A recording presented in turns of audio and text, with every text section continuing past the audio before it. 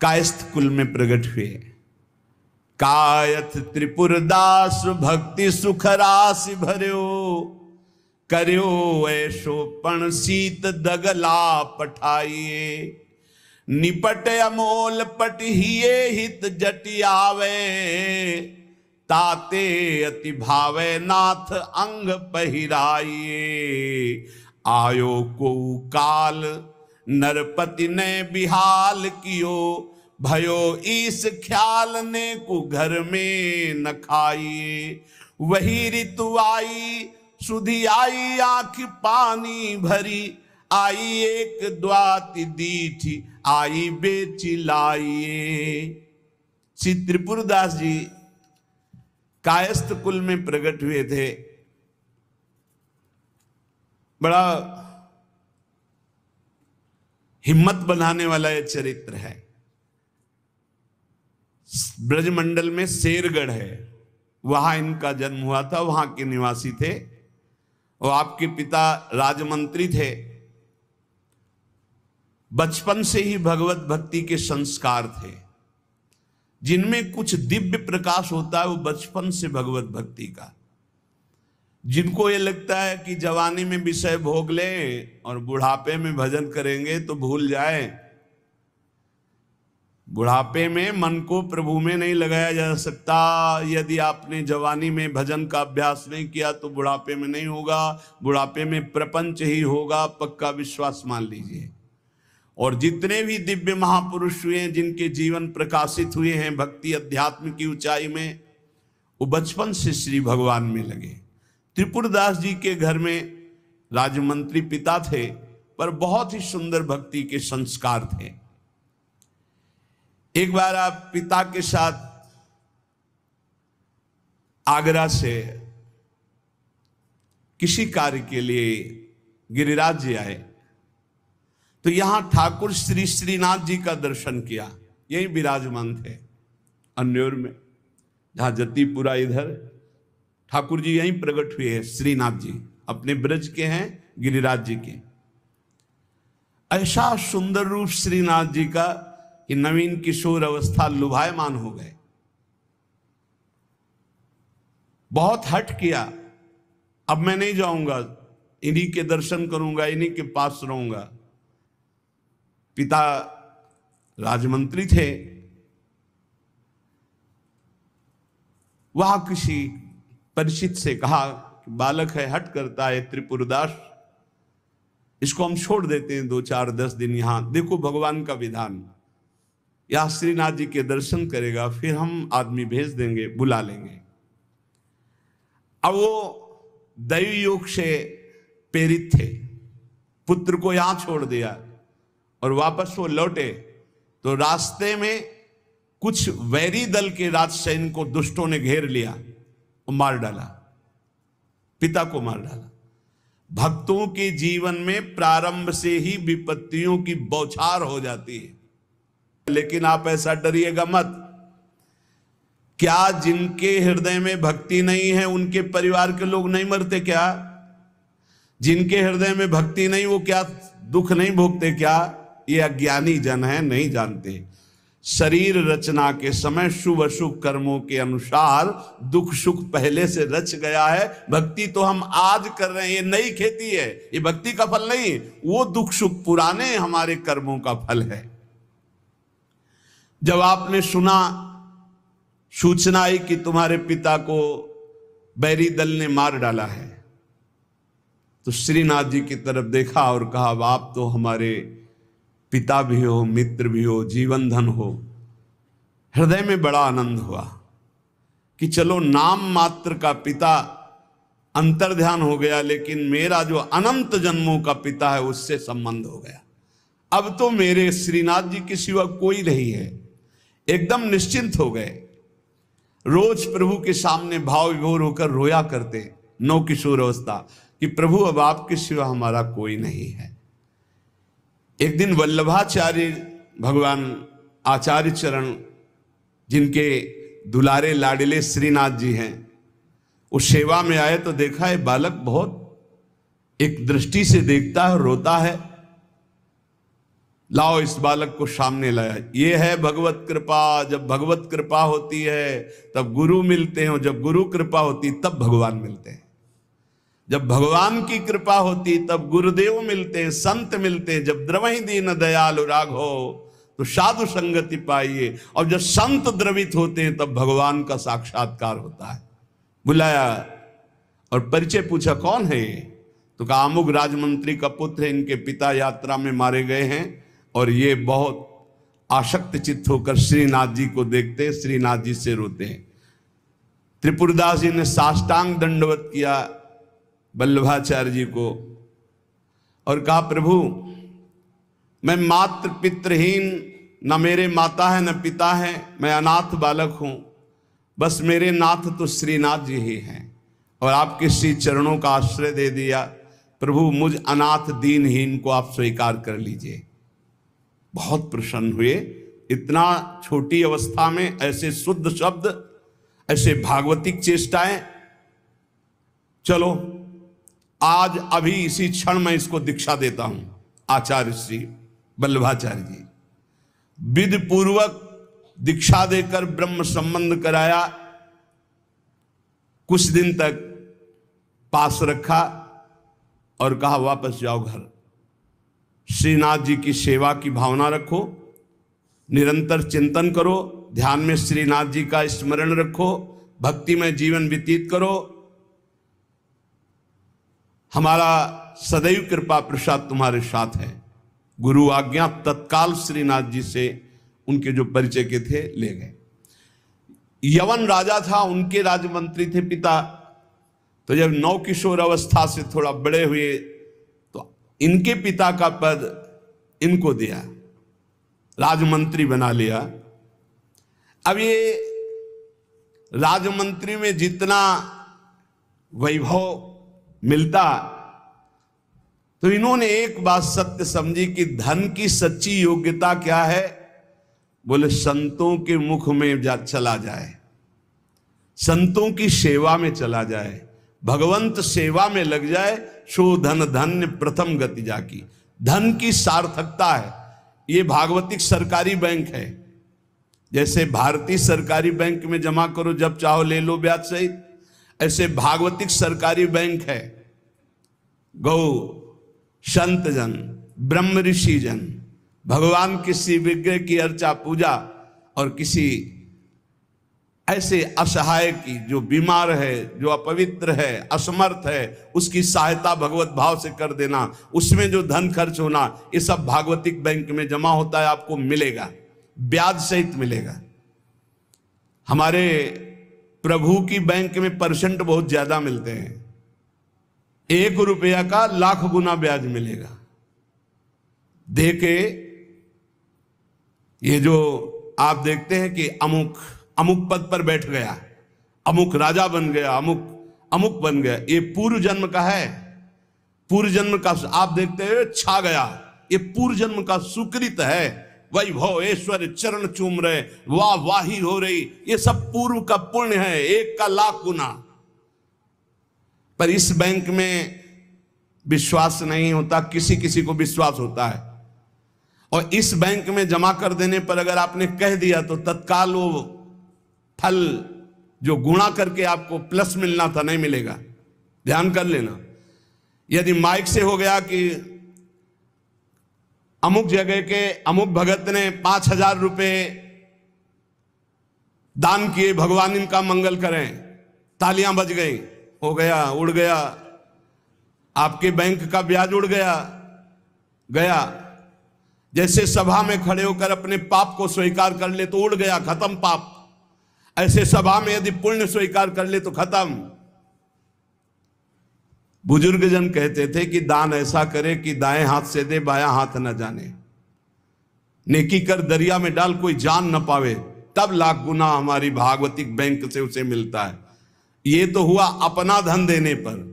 और अगर ये बात हो जाए कि हे प्रभु आपकी वस्तु आपको समर्पित करते तो भगवान मिल जाएंगे, तो दियम वस्तु गोविंदम तुभ्यमेव समर्पये।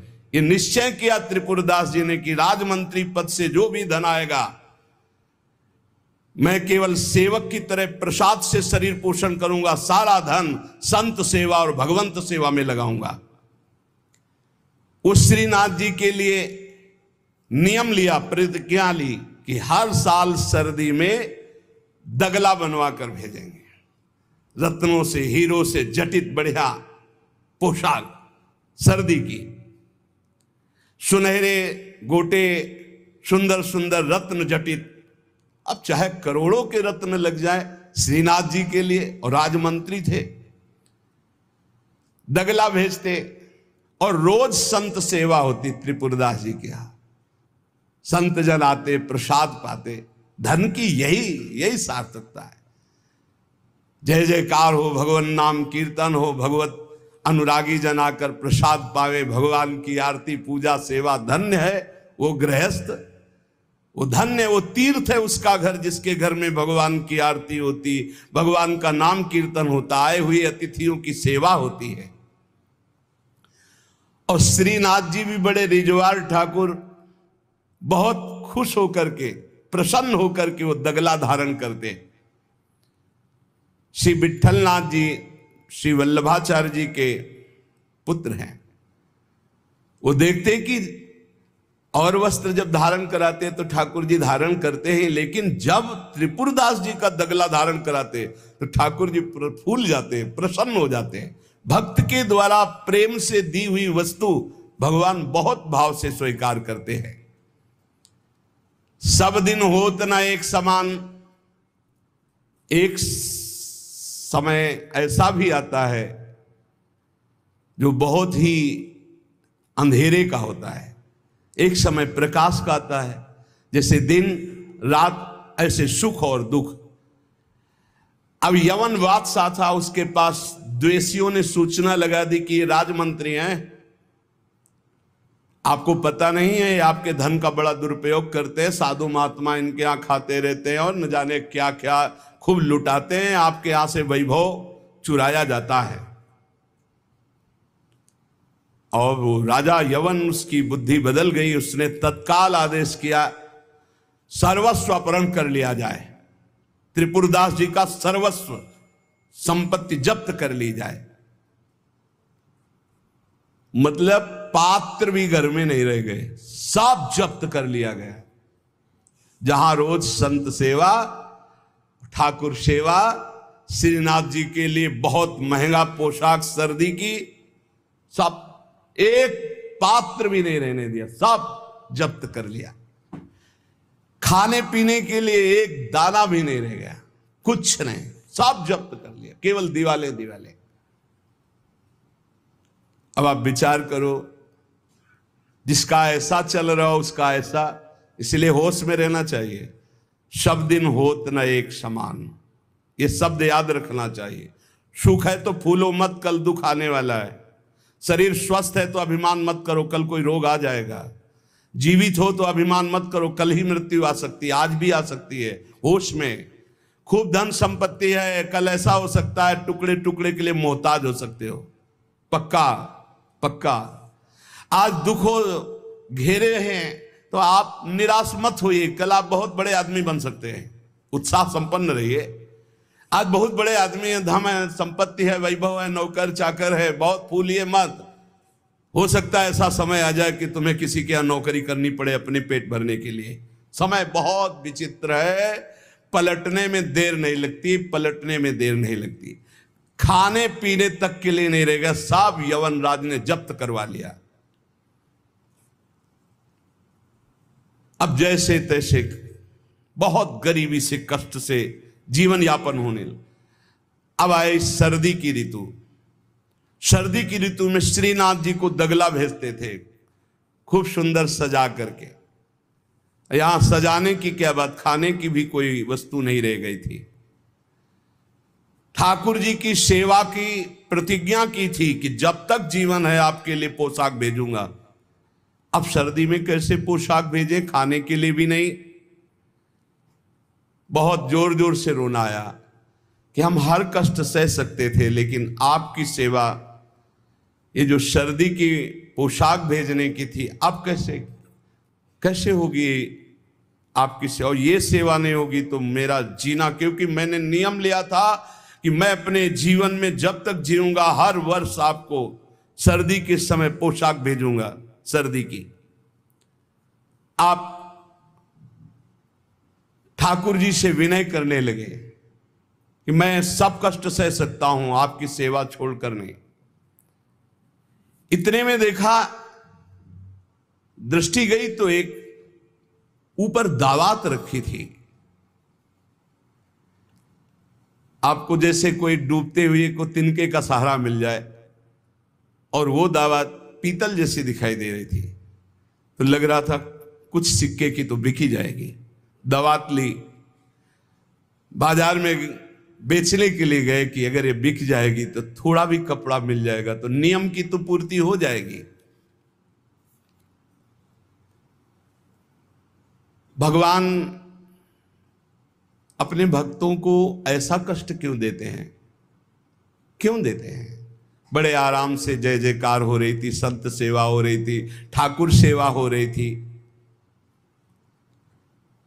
श्री प्रियादास जी कहते हैं, भयो ईश ख्याल, इष्ट देव को ये पसंद है। डरना मत, डरना मत कि इष्ट देव को ये पसंद, क्या पसंद है? अनन्य चिंतन, धन का आश्रय भी नहीं होना चाहिए। सुनेरी मैंने निर्बल के बलराम, अपबल तपबल और बाहुबल, चौथो बल है दाम। और आपसे बता दें, कक्षा 1 के विद्यार्थी से पीएचडी के प्रश्न नहीं पूछे जाते। आप मत डरना, क्योंकि आप क्लास में हैं ही नहीं, आप इस क्लास में नहीं हैं। आप डरना मत। नहीं आपको लगे कि भगवान हमारी भी परीक्षा लेंगे तो आज जो चैन से हम एसी में रह रहे हैं, कल फिर सब खत्म हो जाएगा, ऐसा नहीं। ये डिग्री वालों की होती है। अपने लोग वो पार्टी छुइया वाले पहले क्लास वाले हैं, खूब टॉफी मिलेगी और आराम से पढ़ने को। यहाँ परीक्षा नहीं होती, यहाँ 2-4 क्लास तो ऐसे ही बढ़ा दिए जाते हैं। जब डिग्री आती है तब वहां परीक्षा होती है, इस बात की कि अब तुम्हारी स्थिति क्या है। त्रिपुरदास जी के ऊपर जो भगवान की विशिष्ट कृपा हुई, ये भगवान श्री कृष्ण चंद्रजू ने युधिष्ठिर जी से कहा। एक बार युधिष्ठिर जी ने कहा कि प्रभु, ऐसा भी आपका नाम लेते हैं, धर्म से चलते हैं, कोई कदम भी कहीं अधर्म नहीं। तो भगवान श्री कृष्ण ने कहा, यस्याहम अनुग्रहेणामि हरिस्ये तद्धनम शनैः ततो धनम त्यजन्त्यस्य स्वजनाः दुख दुःखितां स यथा वितथोद्योगो निर्विण्णः स्यात् धने हया मत्परैकृत मैत्रस्य करिष्ये मदनुग्रहम्। अर्थ समझ लो भाई, डरना नहीं, डरना ले ली। इसलिए बीच में कह रहे कलयुगी भगत है, ये ले अपनी कंठी माला अनुग्रहामि। बहुत अनुग्रह, हमें नहीं चाहिए आपका अनुग्रह। भगवान ने युधिष्ठिर जी से कहा, यस्याहम अनुग्रहेणामि, जिसे मैं स्वीकार कर लेता हूं कि ये मेरा है, उस पर मैं कृपा करता हूं। हमने ये देखा, पहलवानों से भी मिले हैं, वो कुश्ती में अपने जन को वहीं पीटते हैं जहां से कमजोर होते हैं। जैसे यहां मारा, बोले अब 1000 बार यही मारेंगे, वो 1000 बार मारेंगे यही थपाड़ा, 1000 बार मार के फिर गिरा के टिहुना से मारेंगे यहां। और जब टिहुना सह गए तब कहेंगे हाँ ठीक है लड़ो, क्योंकि हमने पक्का कर दिया अब यहां तुम्हारे कोई मारे तो तुम फेल नहीं होगे। ऐसे कुछ जगत गुरु श्री कृष्ण हैं। हमारा ये पार्षद कमजोर कहां से हो सकता है? जहां कमजोर वहीं मारा जाता है। बड़ा सुविधा होगी तो सुविधा पर ही मार चलेगी, अब सुविधा के बिना भी भजन हो सकता है। उस समय तुम्हारी मांग क्या होगी, सुविधा या भगवान? त्रिपुरदास जी किस लिए रोए? कि आपकी सेवा का प्रण लिया था, वो सेवा की पूर्ति। भगवान कह रहे हैं कि जिस पर मैं कृपा करता हूं पहले, उसका धन बल अपहरण कर लेता हूं। ये धन बल अपहरण कर लेता हूं। जब वो निर्धन हो जाता है तो सगे संबंधियों का अपहरण कर लेता हूं। या तो सगे संबंधी छोड़ देंगे, देखा ना पिता रास्ते में ही राधे श्याम। बहुत कृपा समझना कठिन है। सुनाया था एक बार भगवान शंकर की कृपा। माता पार्वती जी से कहा चलो मैं आपको अपने भक्त के दर्शन कराता हूं। बोले चलो प्रभु। तो बोले पहले अभक्त के दर्शन कर लो, तब भक्त के दर्शन आप सुख पाओगी। तो गए तो सुपारी कतर रहे थे बैठे, इसमें बढ़िया गद्दा लगा हुआ था, गिरदा लगा हुआ, 50 गाय 50 भैंसे दूध दुही जा रही थी। प्रातःकालीन का समय था। संत वेश में गए और कहा भगत जी 100 ग्राम दूध दे दो, शालिग्राम भगवान को स्नान कराना है। चल दिया सुबह से, और क्या क्या बोलना। महादेव जी ने कहा हे भगवान, जितनी संपत्ति और वैभव इससे दुगना इसकी कर दो। माता जी ने कहा औघड़ इसीलिए कहा जाता है इनको, बड़े औघड़ नाथ है। 100 ग्राम दूध ले दिया, गाली दिया, ऊपर से कह रहे संपत्ति कर दो दुगनी। बोली नहीं पर अंदर अंदर बहुत विचित्र औढ़र दानी है इनका। आशुतोष बोले चलो भगत के दर्शन। बोले अभक्त तो ऐसा था कि अगर आप साथ ना होते तो इसको भस्म ही कर देती हम, क्योंकि अंबा तो शक्ति है। आपका अपमान। अरे अभक्त ऐसे ही होते हैं, तुम्हें नाराज नहीं होना। भक्त के पास गए, एक झोपड़ी फूस की, एक गाय, और उसी फूस की झोपड़ी में माए उसकी मैया रहती थी। गए जो देखा संत तो साथी। अब इसकी स्थिति क्या होगी? वो तो जगत पावन करने वाले भगवान ये देखते हैं। बहुत सुंदर बात है ये, अगर समझ में आ जाए। भगवान अंधकार का नाश कर देते हैं, भगवान स्वप्न का नाश कर देते हैं। ये सब स्वाप्निक जगत है। अब मोह ममता से युक्त इसलिए डर जाओगे, तो हम कह रहे तुम्हारे साथ ऐसा होगा ही नहीं, क्योंकि तुम उतनी स्थिति के ही नहीं हो। डरना मत, सच्ची मानिए। क्या चक्रवर्ती सम्राट अम्बरीश जी भगवान के भक्त नहीं है? ध्रुव जी भगवान के लिए भजन करने के लिए गए तो आज ऐसा पद मिला कि त्रिभुवन में किसी को नहीं। सुदामा जी को दरिद्रता प्राप्त थी और सुदामापुरी की रचना हो गई, जैसे द्वारिकापुरी की रचना। आप हमारे श्री कृष्ण के प्रति ऐसा ना सोचे, ये जो कह रहे हैं बड़ी गुप्त बात है। उसके अंदर के ममत्व का नाश कर देते हैं, उसके अंदर के अज्ञान का नाश कर देते हैं। क्या आप अपने अज्ञान का नाश करवाना नहीं चाहेंगे? यहां अज्ञान की वृत्ति के नाश की बात। आप ऐसा मत सोचिएगा। और आज तक कोई भक्त आपको भिखारी नहीं मिलेगा। आप ध्यान दीजिएगा, पुरुष से लेकर के जहां दृष्टि डालिए, जहां भक्तों को तो आपके 4 घर में लोग होते हैं, उनके भोजन की व्यवस्था में आप चिंतित रहते हैं। समझ रहे? जब हम मांग के खाते थे तो भूखे रह जाते थे, और जब भरोसे पे हैं तद धनम। तुम्हारा घर कितना बड़ा है, हमारे घर में कितने बैठे हो देख लो। घबराना मत, इसलिए हम कह रहे। डरना मत, अब इसीलिए कह रहे। नहीं तो आपको लगेगा भगवान कह रहे यस्याम अनुग्रहणामि हरिष्ये तद धनम। ये धन ही हर जाएगा तो अब हमारे भक्ति का मतलब क्या रहेगा? नहीं, इसका मतलब है अज्ञान का नाश हो जाना, तम का नाश हो जाना, माया मोह का नाश हो जाना। क्या आप दुख का नाश नहीं करवाना चाहेंगे?